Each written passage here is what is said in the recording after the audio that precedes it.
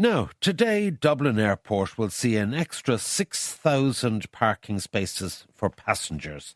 The old Quick Park car park, which closed in 2020, is reopening under a Park to Travel brand. Just 6 minutes from Dublin Airport, and with all that and other news, it's a great pleasure to welcome back Eoghan Corry, editor of Air and Travel magazine. Good morning, Eoghan. First of all, just tell us, has it been an absolute nightmare parking for the last few years, and how will this change things? Everything has changed as of this morning, Ivan. Good to talk to you. The fact that Quick Park, what was the Quick Park, it closed during the pandemic. It ran into all sorts of drama. You know, the owner, the operator in court together. They fell out, they fell back in again. But really part of this drama is that it was quite easy to get it up and running. But for the last 2 summers, it's been sitting there idle, largely because the Competitions Authority decided that they wouldn't let Dublin Airport operate it, even on a temporary basis. That put extreme pressure on the car parking places. Listeners will need no introduction to what happened in July and August. When you went to book, car park full was the notice that came up. Dublin Airport operated a policy where they kept a few spaces. Their theory was that, you know, if 100 people showed up without having booked, they might be able to squeeze them in. If 1,000 people, they wouldn't. But they managed to get by without a major catastrophe. But it's a big relief. All that's in the past. As of today, we've 6,000 extra car parking spaces back to the system where the buses run to the airport and back again. Quick Park, traditionally cheaper than the long-term red and a little bit more expensive than the long-term blue. Listeners will know that's very far away. But the really important thing here, Ivan, is we have competition for car parking in the airport. So it keeps prices in check. It keeps the two sides of the car parking equation looking over the shoulder at each other. And that's good for consumers. It has been somewhat farcical in terms of the lack of parking capacity. Some people have suggested to me when we were doing this item that we need a brand new terminal on the opposite side of the airport with new road access from the M2 motorway. What's your view on that? And that, of course, leads us in to the CAP. Where are we? At Health Services Staffs Credit Union, everything we do is for you, because we're part of you. Made by our members, for our members, in public and private healthcare. Whether you're a nurse, doctor, porter, home support or care assistant, HSSCU is here for you. As a nationwide credit union, HSSCU provides trusted financial services both online and via our branches in Dublin, Cork, Galway and Limerick. Join online today at hsscu.ie. Health Services Staffs Credit Union Limited is regulated by the Central Bank of Ireland. We don't need a third terminal, really. There is a very strongly, there's obviously there's a strong lobby for a third terminal by the people who own the land on that side. They say the M2 gateway would be easier than the M1 gateway, and that there is a merit in that. But you've got to remember the two largest cities on the island are Dublin and Belfast. All that traffic, for the Belfast traffic is funneling down the M1 and also Derry, Donegal, all of those sort of places.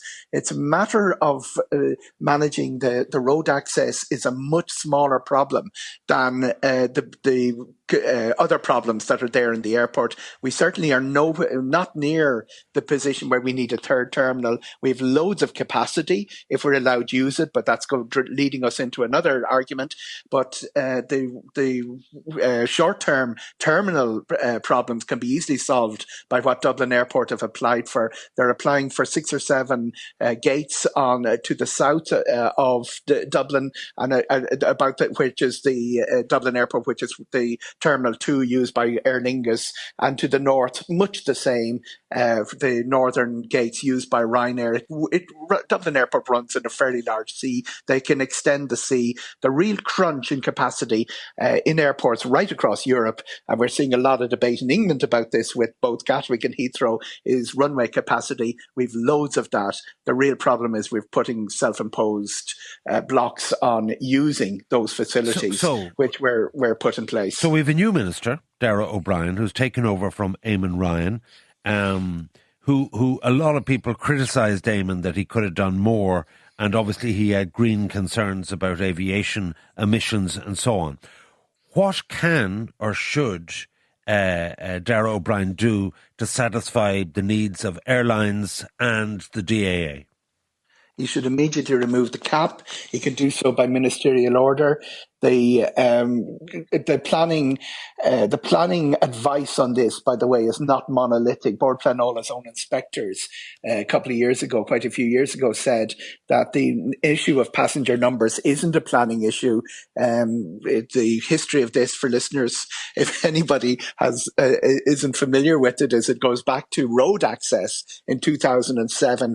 It was something new to an Irish airport planning conditions that they brought in a passenger cap. 32 million seemed a long way away at the time. The airport was putting through about 15, 16 million, and everybody assumed it would all be solved. We actually passed it in 2019. There wasn't much of a fuss. When we passed it again post-pandemic, there was a lot of fuss. In fairness to Eamon Ryan, he was managing his own constituency, his own Green Party, who were very critical of him for not doing more to stall aviation. Aviation is 2% of overall emissions, but it's pretty much the focus of a lot of the protest. And Eamon Ryan, held it together as best he could. Lots of very loud critics, including Michael O'Leary. New minister, it should be easier because he doesn't have within his own party the serious criticism to deal with. Yeah. But you got to remember, he's from the constituency, right, Ivan, and you're a politician of many years standing. You know exactly when it comes to the major decisions, it comes back to your own constituency. Fianna Fáil promised to get rid of the cap. Finally, always knowing in terms of air and travel, where's the value destination for the sun for 25, Eoghan? All of the sun destinations creeping up a little bit of price. Aviation prices have been put in about 14-15% ahead of where they were last summer. I always see Portugal as being the best value of the major destinations, and that a little bit better value than Spain. Loads of capacity going down there. You can see the growth down on the trunk routes to both Faro and Malaga. For all-inclusive is doing really, really well. People going back to travel agents and tour operators like TUI because when they factor in all the other factors, the all-inclusive is coming out very good value for money. That's quite clear from ITB, the big trade fair in Berlin last week. And I always see Turkey as a terrific, it's a little bit more expensive to get there, but the standards of service are higher, hotel rooms bigger, and it's got that little cachet of a lot of modern product developed over the last few years. All right. I could listen to you for 3 hours. Eoghan Corry, editor of Air and Travel magazine, suggesting the value hotspots. I'll probably get to Courtown.